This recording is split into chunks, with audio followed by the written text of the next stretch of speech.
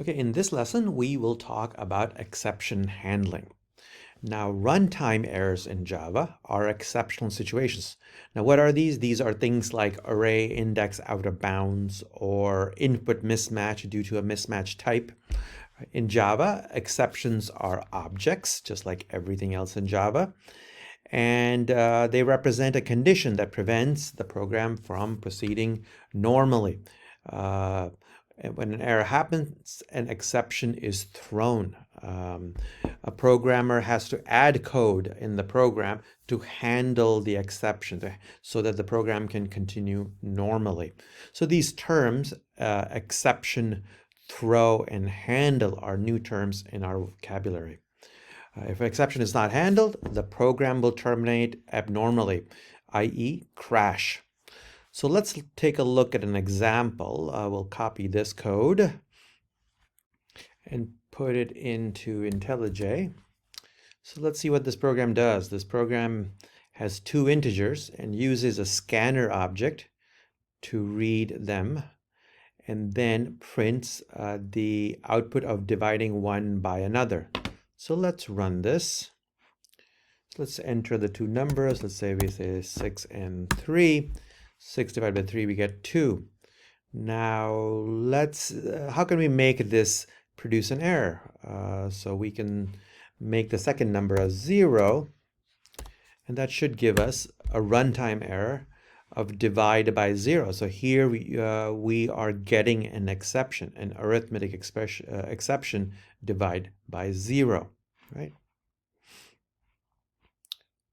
So, and that's exactly what we show here. Now, how can you not have this exception? Do you really need exception handling code to handle this? Perhaps not. We could certainly test the second number to be 0 to prevent this particular type of exception.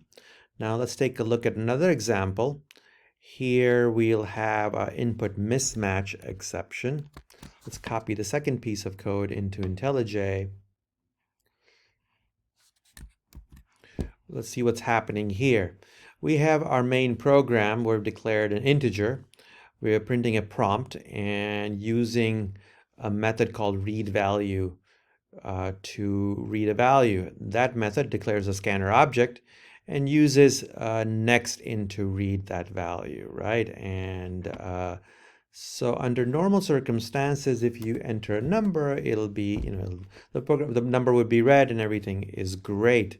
Now, how do you make it error out? Is when by not entering a number. Let's say we enter A, B, C, and now you'll get a slightly different kind of exception, which is an input mismatch exception, right? And it kind of shows you exactly where this happened. It's giving you in line 12 is what caused this ultimately.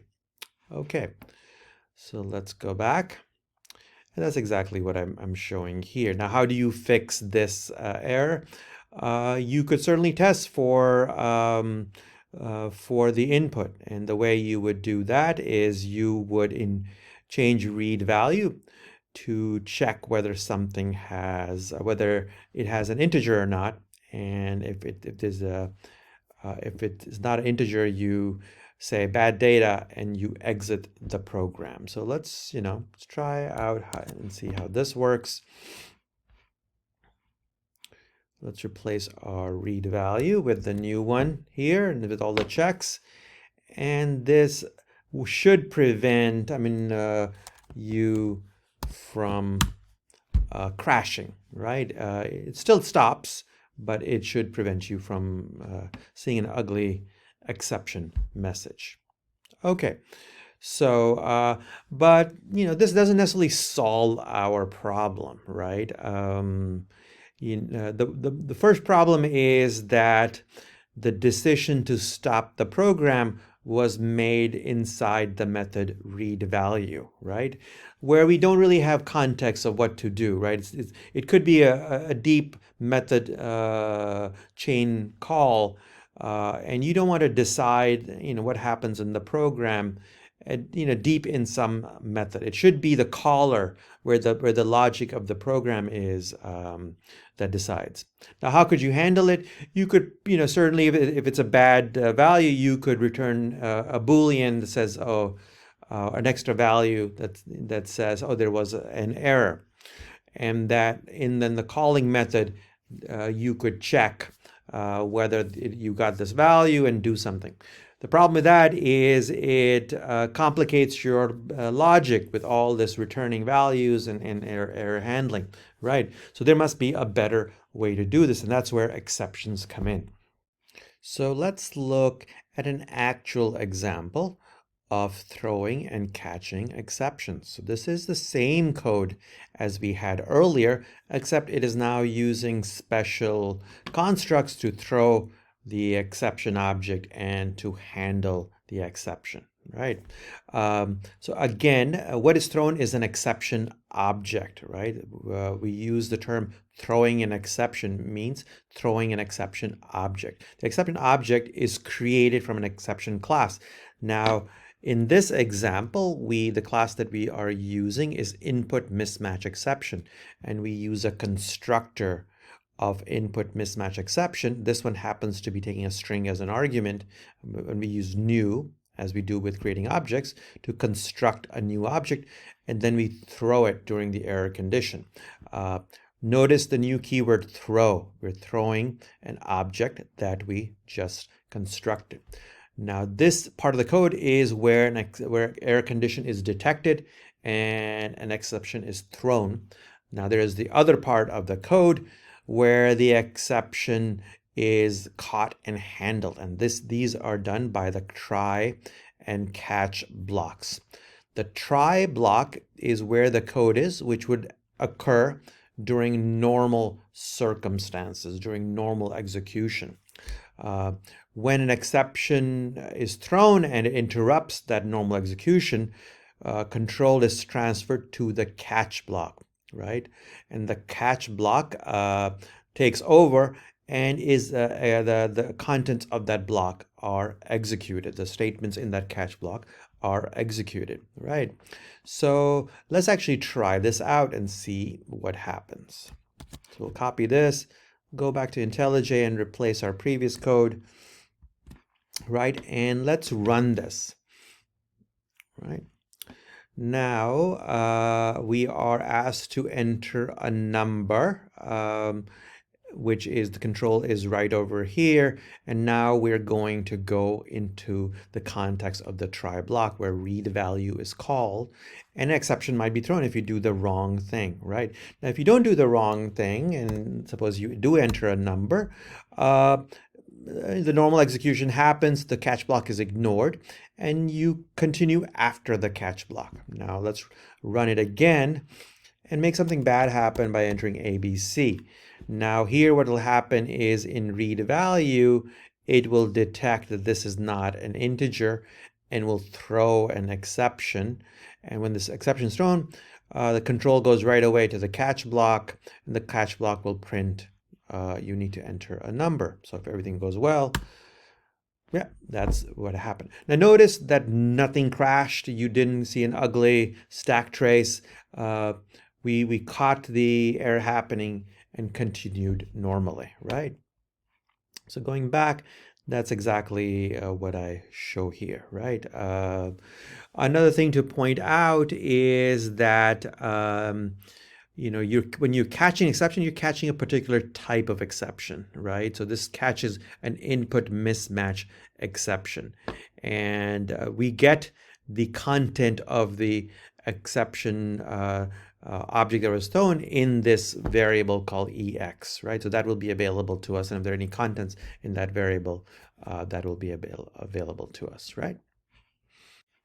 So let's review what are the advantages of using exceptions.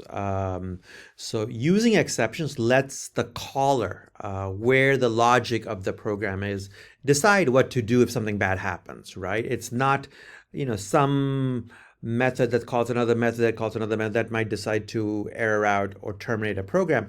It is the top level code that gets to decide what to happen, right? Like in the example that we use, we might decide to terminate the program, or we might decide to prompt them again and have them retry putting in the input. Okay. The other thing it helps with is avoids us creating a whole bunch of logic to back propagate errors. So one way to do this would, if something bad happens in read value, to send back a Boolean saying that something bad happened. And then it needs to be detected in the calling program. So if this is a long chain of calling methods, this value might have to get propagated all the way back by yourself, and each level detect things. Exceptions do that for you, right? So it's nicely separating where the error is happening with where the error should be handled, right? So let's put one last improvement in our code to use all of this and build a very robust implementation of reading a value. So I've done a few small changes. First is I've introduced a loop to keep reading till I do have an integer, right? And if I'm not given an integer, to prompt again. So that's what the do loop is. I'm using a Boolean to detect this condition. So once I do have a good value, I make that Boolean true, and the loop can stop.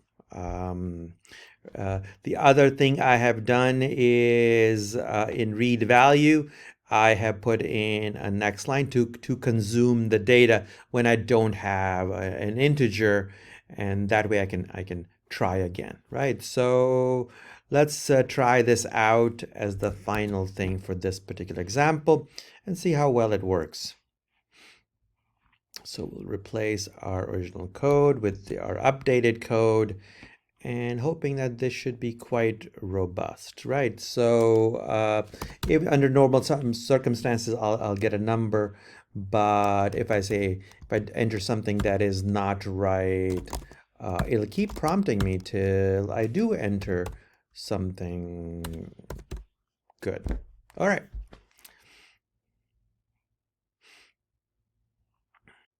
So you've seen a couple of exception types. You've seen arithmetic exception, you've seen input mismatch exception, but how many exception types are there? Actually, there are quite a bit, right? All exception objects have a root class, which is Java lang throwable, right? That's where they all descend from.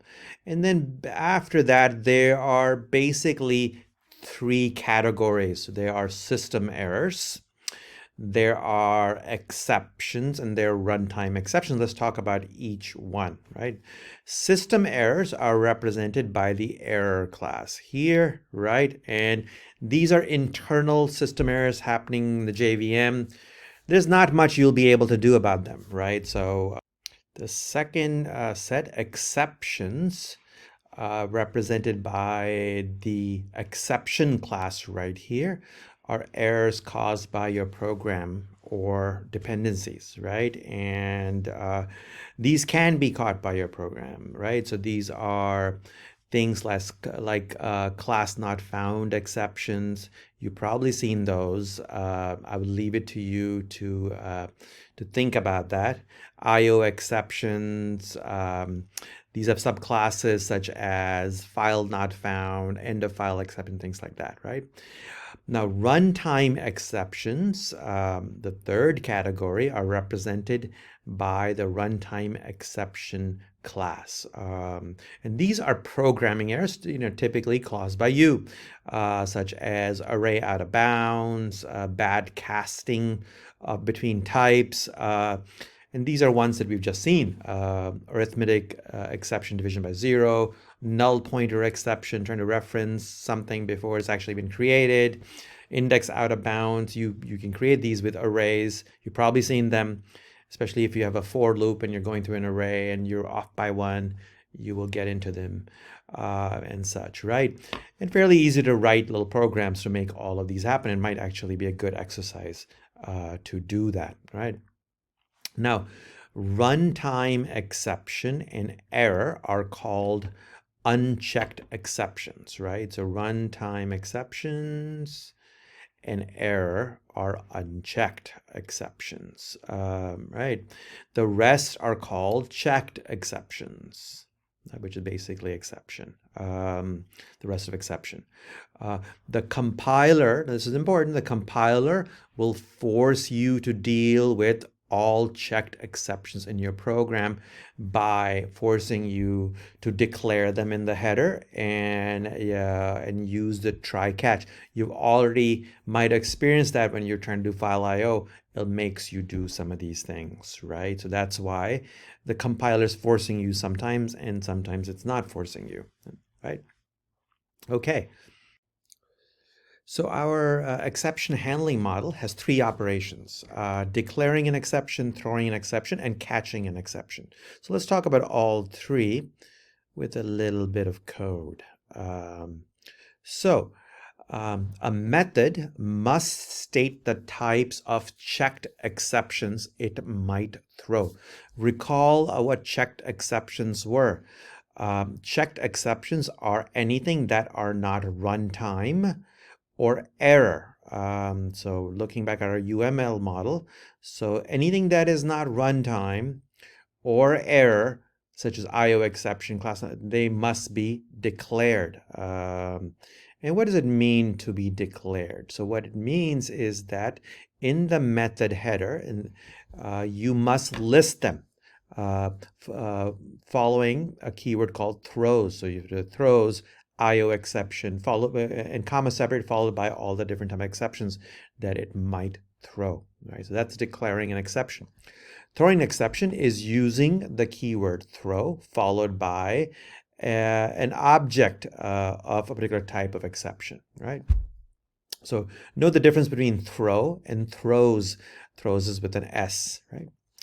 Then catching an exception is basically using try catch blocks, right? So again, the try block is what executes under normal circumstances. If nothing goes wrong, all the catch blocks are skipped and your execution continues after the try catch. If an exception is thrown somewhere during the execution of the body, it could be deep in a method call, the error is propagated back up, and each of the catch blocks are checked for a matching exception type. So in this case, it's throwing IO exception. It'll be matched by this one. So the execution is interrupted right there, and it continues with the body of the catch block, and that is what is executed, right? Let's see. And there is a clause called finally that is executed regardless of what happens, try or catch. That is always executed, that you can add to handle some cleanup code or whatever you might want to do there, right?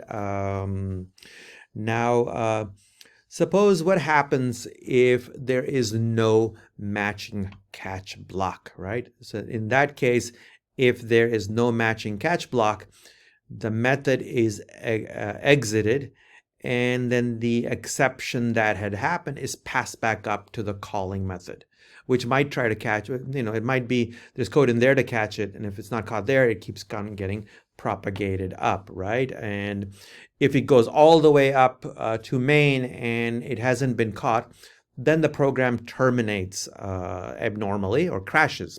So, and you've seen those yourself, where something bad is happening in a particular object. It's kind of thrown back up all the way to the main. If main doesn't handle it, the whole program crashes. And again, as just spoke about, finally, this clause is executed regardless of whether the exception happened or not, right? It's available for you to use. Okay, let's talk about the exception objects. We're creating these objects. What can they do, right? So these objects are actually pretty useful. They have certain methods that we can use. There is a method called getMessage that can be used to return the error message. There's toString that can convert the exception object to something printable, a string that can be printable.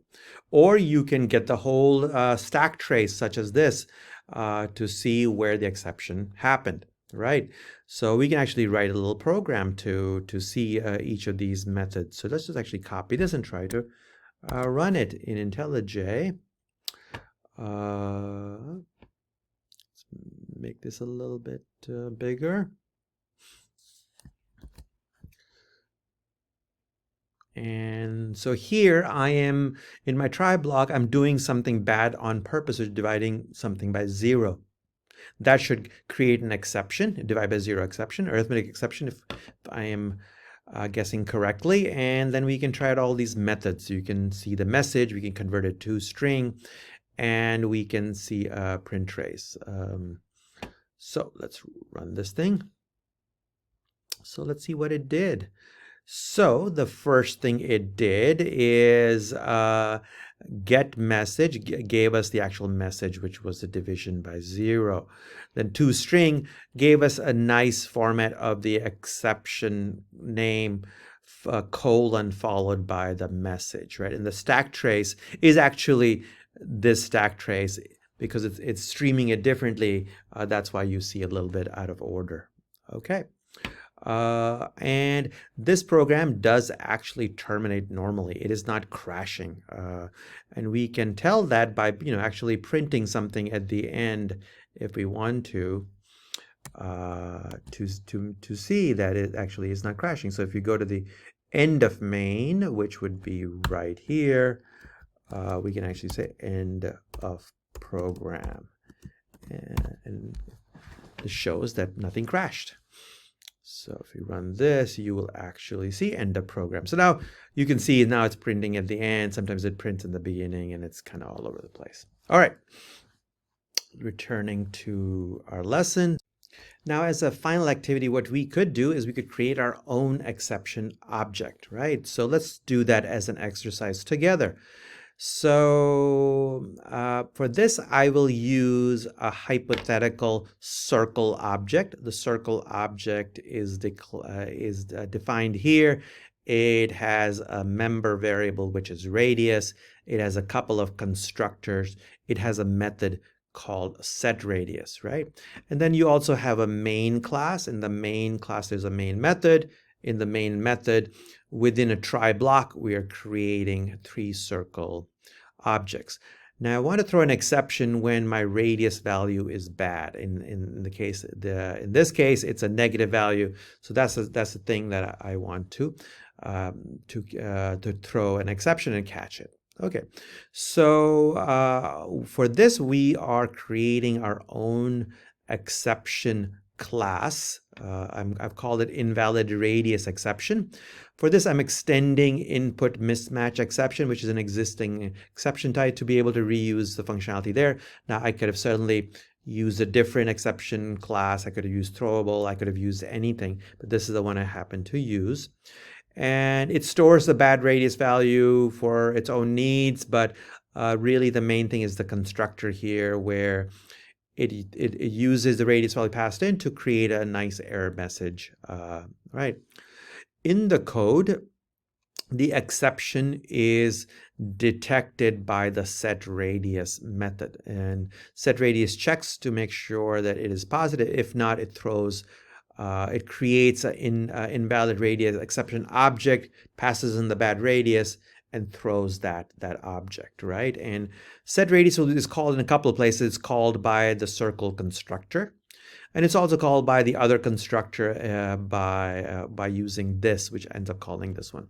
All right, and so what will happen is in the try block, once we get here, the exception will be thrown through the circle constructor followed by setRadius and thrown. The control will pass on to the cache. It'll print out the exception, right? So let's try out this code. We're going to copy this and open up IntelliJ and paste each of these. So this is the exception object. And then we'll also use the other, the rest of the code, certainly. Now notice in this file, I have three different classes. I have the main class, I have the circle class, and I also have the exception class. Now, only one of them can be public, and that's the main one, and it is then also the name of the file. Okay, so let's run this. We should get a nice error message, and we do. Invalid radius exception, bad radius value of -5, which is really detected, like right here. All right. So this has been a lesson in exception handling. Thank you.